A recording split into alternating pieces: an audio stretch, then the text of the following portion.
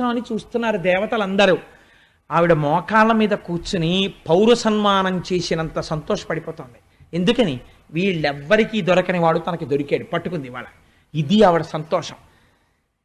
తల్లి పిల్లల మీద చాలా కోపం వచ్చేసింది అనుకోండి, అమ్మకి గట్టిగా తిట్టడం కూడా రాదు అసలు. అందుకే అమ్మ తిట్లు తాటాకుమంట, అయ్యగారి తిట్లు కాల్చిన ఊచ అలా ఉంటుంది. అమ్మ తిట్లు ఎంత తాటాకుమంటలా ఉంటాయంటే ఓ అరగంట తిడుతుంది. ఎందుకు తిడుతుందో తెలియదు. 8:30 అయిపోతుంది, 8 నుంచి 8:30 వరకు తిడుతుంది ఆ పిల్లని. 8:30కి ఆ పిల్ల వచ్చి అంటే, అమ్మ వంకాయ కూర చాలా బాగుండేవి, క్యారేజ్లో ఇంకొంచెం వేయి, మా ఫ్రెండ్స్ కూడా తింటాను. 2 గిన్నెల్లో పెట్టానులే, అందరికీ ఏంటుంది. ఎందుకు ఆ తిట్లు?